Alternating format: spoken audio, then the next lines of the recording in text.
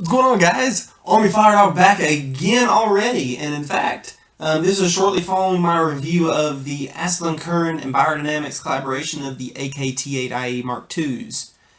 In that review, I could not help but compare them to my personal reference IEMs, the Hermes VI, because they are just the ideal complementary IEM or sound signature for this product.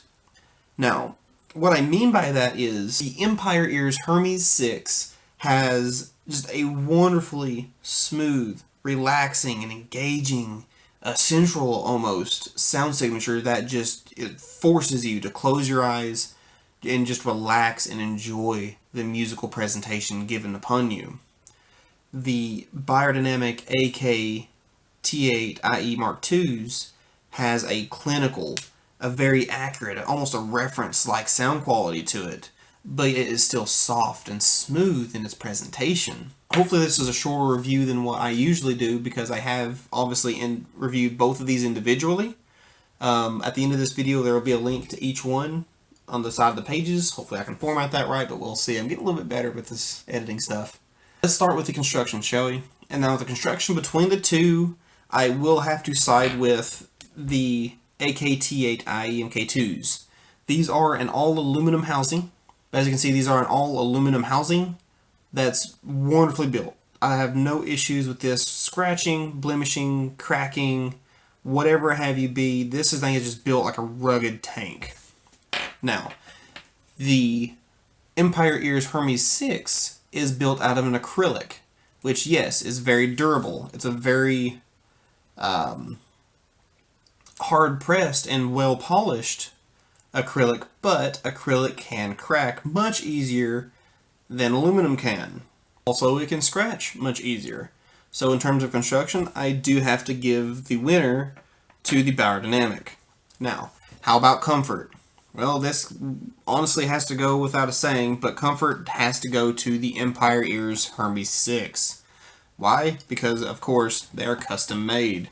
Regardless of how small the Beyerdynamic T8s are, there's still some room to improve upon, whereas the Empire Ears are custom made to my individual ears. So with what I have presented before me, and what the majority of people will have with Empire Ears that would go the custom route, the Hermes will win in terms of comfort over the Beyerdynamic.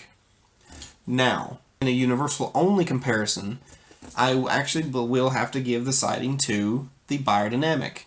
It's very, very smooth in the ear, it stays flush, and it also doesn't weigh much. The universal version of the Hermes VI does stick out of the ear quite a bit, which can cause a bit of discomfort. Honestly, I was not able to sleep in the universal fit Hermes, so that was something to keep in mind as well.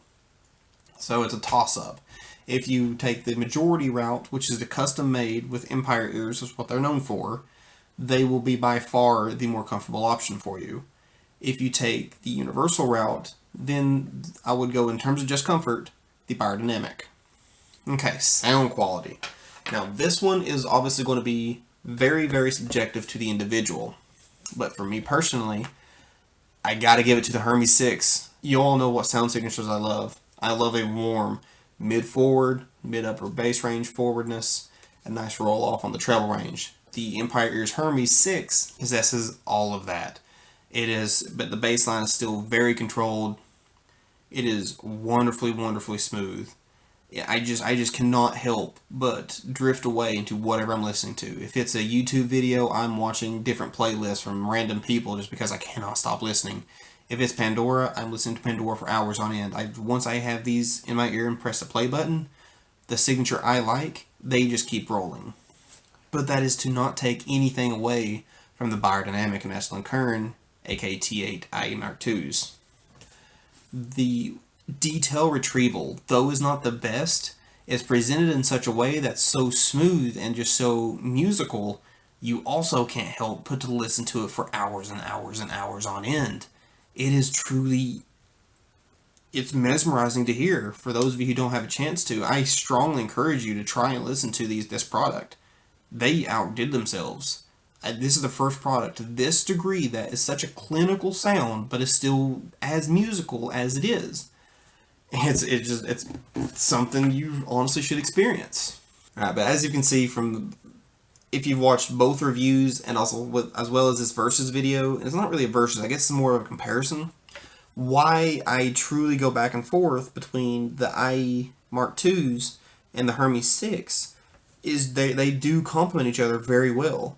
Both sound signatures are opposites, but yet not in such a way that they're insulting to go from one to the other. They both have characteristics that the other is lacking in, and then so when you get tired, if that's possible, not really get tired, but you just want to experience something a little bit different so you don't get burnt out on a given sound, but you want to say something similar to that, here you are. But anyway guys, that's all for this video. I didn't want it to be too long. I tried to just touch on the main key points because I wanted to further elaborate on why I think these two are wonderfully complementary pairs.